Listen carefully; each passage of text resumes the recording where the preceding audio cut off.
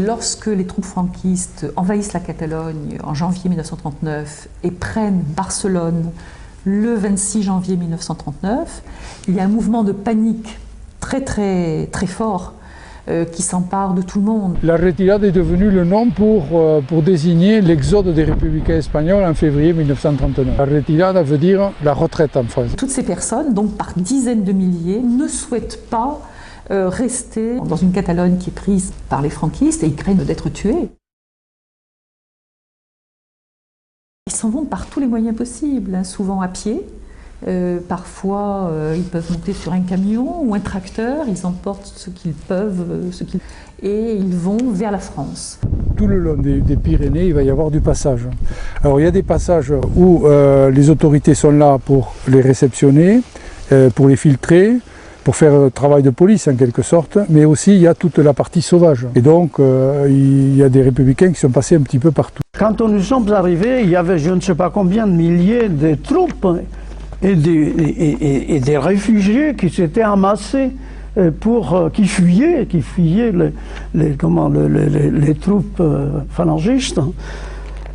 Eh bien, ils sont venus à je ne sais pas combien d'avions, avec des avions Stuka, on appelait les Stuka allemands, qui non seulement mitraillaient, mais en même temps ils lançaient des sirènes, mitraille et bombes, et des sirènes en même temps c'était la terreur. Ces sirènes, on croyait que le ciel s'effondrait sur vous. Eh bien, c'est impensable. Il y a eu beaucoup de victimes. On est en février 1939 à ce moment-là. Il fait très froid. Ça veut dire une marche de plusieurs jours. Pas grand-chose à manger, pas grand-chose à boire. On est en plein hiver. Ces gens sont des personnes qui sont affaiblies, qui ont faim, qui sont malades. Il va y avoir énormément de morts.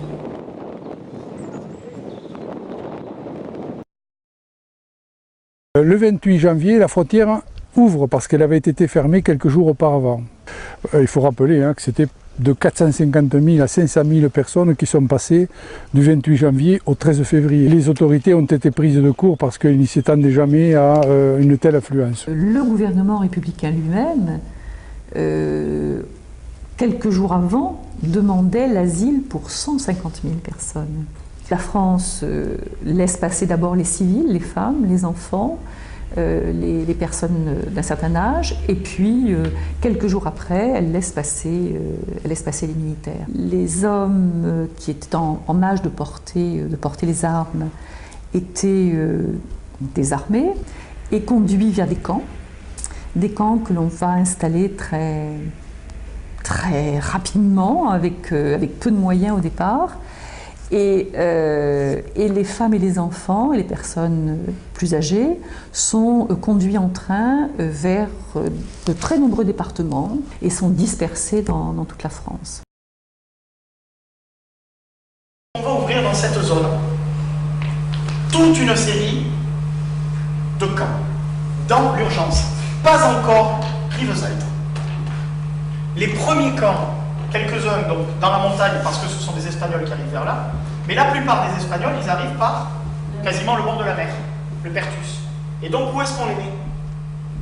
Sur la plage. Sur les plages. Mais qu'est-ce que c'est que ces camps au début?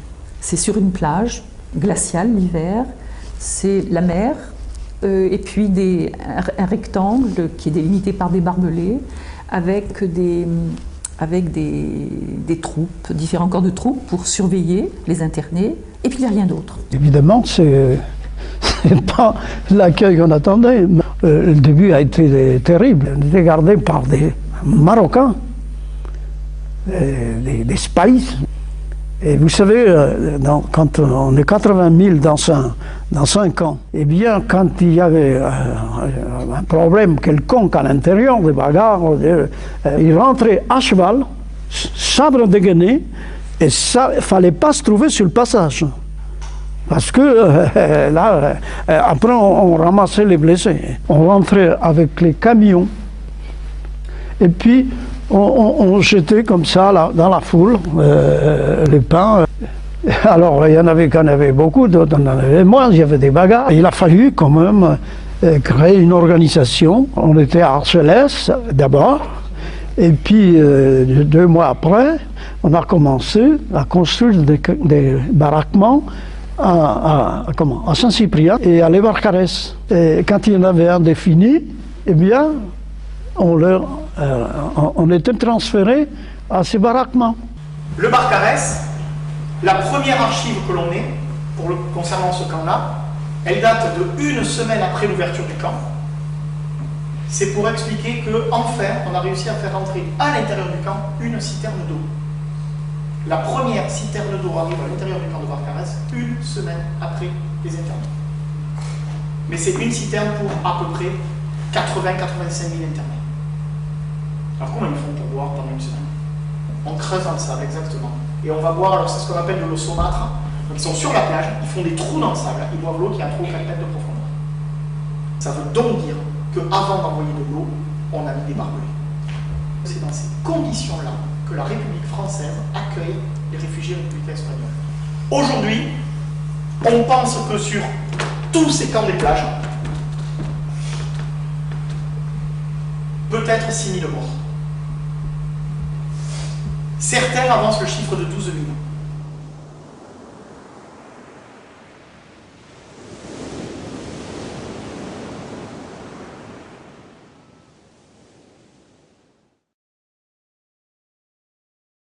Il y a donc un certain nombre de gens qui sont partis de différents ports, Alicante, Murcie notamment, et qui sont partis vers l'Afrique du Nord. Là aussi, ils sont internés dans des camps. Depuis les camps français, il va y avoir 27-30 000 personnes qui vont partir vers le Mexique, quelques milliers en Amérique du Sud, quelques milliers aussi en Russie. Et à la fin de la guerre mondiale, il ne va rester en France que dans les 170 000 Espagnols qui vont donc vivre le restant de l'exil en France.